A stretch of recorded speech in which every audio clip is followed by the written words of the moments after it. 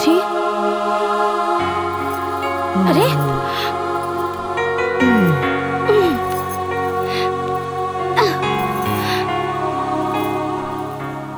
का इरादा बा?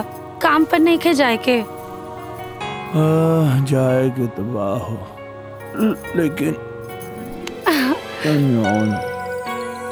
श्रीमान जी, हनीमून खत्म हो चुकल बा और घर बसावे के टाइम आ चुकल बा।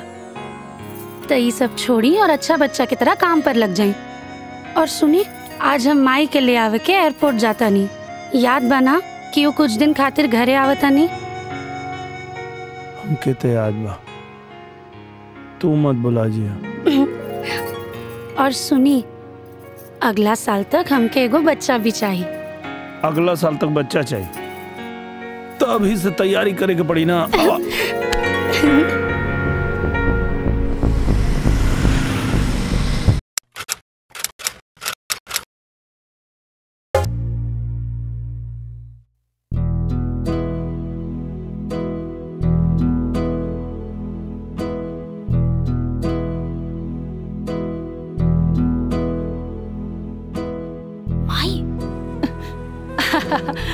बेटा, शादी तो खूब धूमधाम से करब। अरे हमारे इकलौती बिटिया जे हा, रवा के माई बाबूजी कहाँ बाड़े? बुलाई, प्लानिंग करे के पड़ी ना। माई, इनकर माई बाबूजी दुनिया में नहीं खन।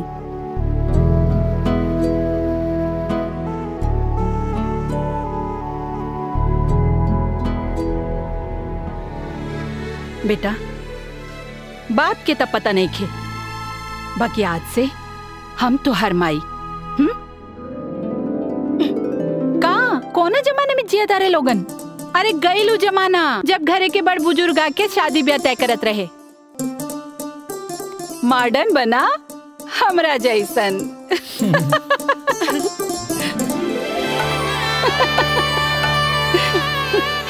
और बहुत ही सीधा साधा ढंग से हमार अंजलि की शादी हुई और नए जीवन की शुरुआत।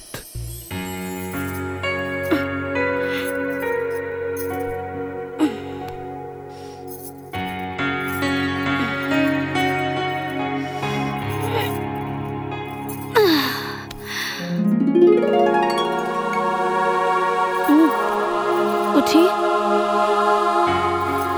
अरे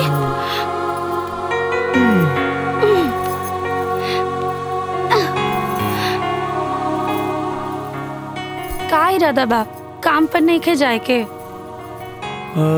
जाए के तो हो, लेकिन श्रीमान जी, हनीमून खत्म हो चुकल बा और घर बसावे के टाइम आ चुकल बा।